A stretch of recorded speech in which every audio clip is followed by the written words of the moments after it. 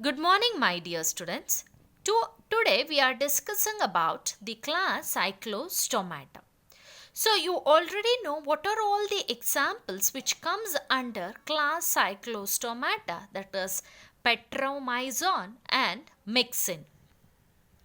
So this class Cyclostomata, which is the major class which includes jawless fishes, which are being an ancient group of fishes, and there are about 50 species in this class.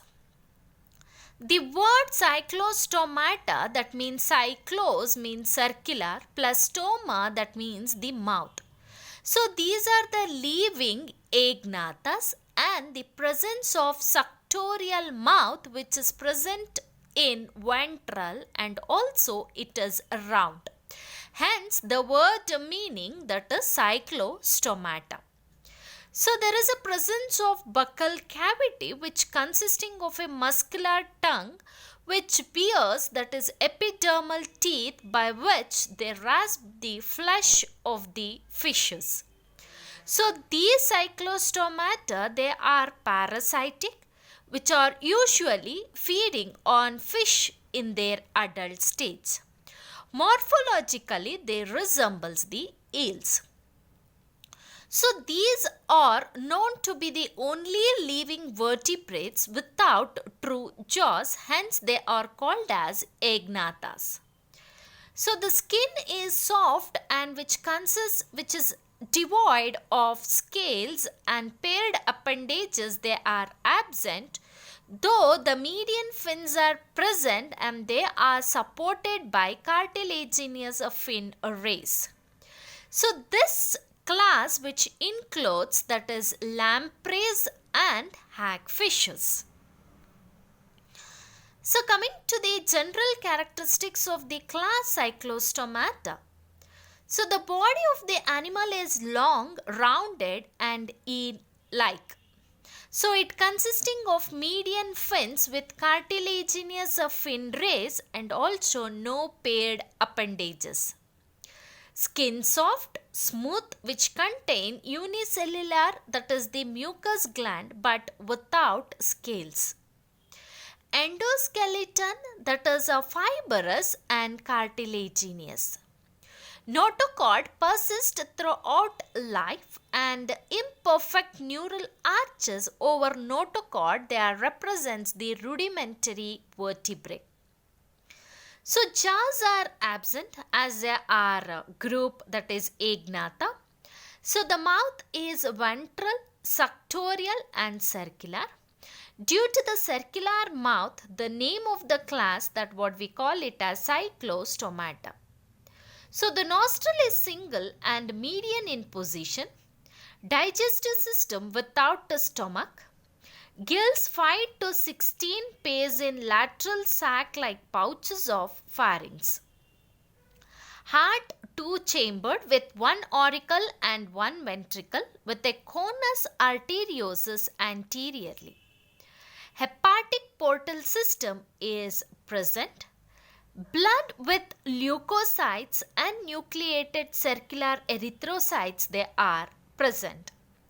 So the body temperature varies, and those we call it as poikilotherms. So two metanephric kidneys with ducts to urinogenital papilla. Dorsal nerve cord with differentiated brain, 8 to 10 pairs of cranial nerves, they are present. Single median olfactory sac and the auditory organ with one or two semicircular canals, they are present. Sexes are separate or united. So these gonads, they are single, large without gonoduct. Fertilization is external. Development direct with a prolonged larval stages. Here is the picture. You can clearly make out the hagfishes and the lampreys. Coming to the classification of cyclostomes. About 50 species of cyclostomes, they have been recognized, and they have been divided into two major divisions, that is Petromyzontia and Myxinoidea.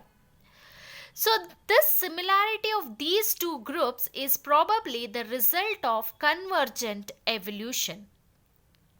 They show important and basic morphological differences which can be attributed to their long phylogenetic separation and different habits and habitats. So order 1, that is Petromyzontia. Petros means stone and myzon means suck. Members of this order are called lampreys or lamper eel or sand pride or lampons.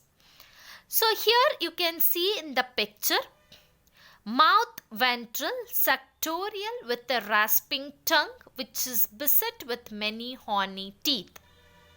Nostril dorsal naso-hypophyseal sac terminates posteriorly in a blind sac. That is, it does not communicate with the pharynx. 7 pairs of gill pouches and gill slits which open into the separate respiratory pharynx which are present below the esophagus. So dorsal fin which is well developed, branchial basket complete, dorsal and ventral roots of the spinal nerves remain separate, ear with 2 semicircular canals, eggs numerous which are smaller in size. Development is indirect with a long larval stage and metamorphosis. So usually they both marine and also they are freshwater forms. Here is the picture which shows about the Petromyzon or the lamprey and how exactly with the help of the suctorial mouth it adheres to the other fishes. So next order, that is Myxinoidea. Myxa means slime and oidea means type of. So these are a representatives of order called hagfishes. They are exclusively marine. Mouth terminal, and these are surrounded by 8 small tentacles. Teeth are very few and no buccal funnel. Nostril terminal and naso-hypophyseal sac opens posteriorly in the pharynx. So ear with 1 semicircular canal. Gill pouches and gill slits, the number varies, that is 6 to 14 pairs. Dorsal fin, it is feeble or it is absent, and branchial basket, they are poorly developed. Dorsal and ventral roots of the spinal nerves, they get united.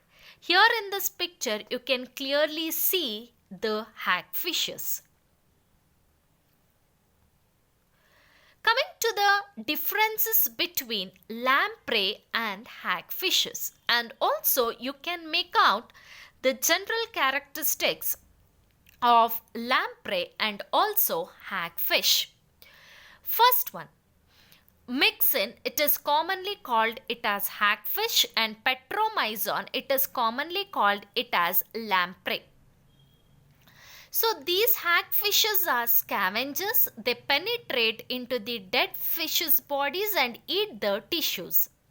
Whereas in Petromyzon, they are semi-parasitic, but the larva leads an independent life. So the body is slender and eel-like in Myxin, and the body is cylindrical and stout in case of Petromyzon. So these are exclusively marine habitats, whereas the Petromyzon live in both in seawater and fresh water. They migrate into the rivers for spawning. So the caudal fin, it is very small, whereas in the Petromyzon, the caudal fin, it is very well developed. The dorsal fin is not fully developed. The dorsal fin, it is divided into 2 portions by a notch. Mouth is terminal in position. It is surrounded by a soft lips.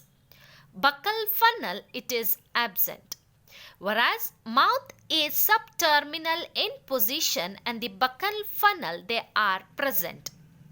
Single nostril is present very nearer to the mouth, whereas single nostril is present on the dorsal side of the head region in case of Petromyzon. So the skull has no roof, whereas the skull has imperfect roof in case of Petromyzon. Small teeth, they are present on the tongue in 2 rows, and horny teeth, they are present in the buccal funnel and on the tongue. Salivary glands, they are present, and paired salivary glands, they are present. The gill pouch number varies from 6 to 15, whereas here the 7 pairs of gill pouches, they are present. All these, they open into the respiratory tube. Each aortic arch supplies the hemibranch of a single gill pouch, and each aortic arch divides and branches and they get enter into the hemibranch of nearby gill pouch. So the brain is degenerated and the brain is well developed. Only 3 pairs of cranial nerves, they are present, and 10 pairs of cranial nerves, they are present. Non-functional paired eyes are burnt in the skin, whereas paired functional eyes, they are present. Pineal eye is absent in case of hagfishes, whereas pineal eye is present in case of Petromyzon. So in the adult, in case of hagfishes, pronephros is retained, but the functional kidney is of mesonephric type and it is simple. Whereas the functional adult kidney is mesonephric type.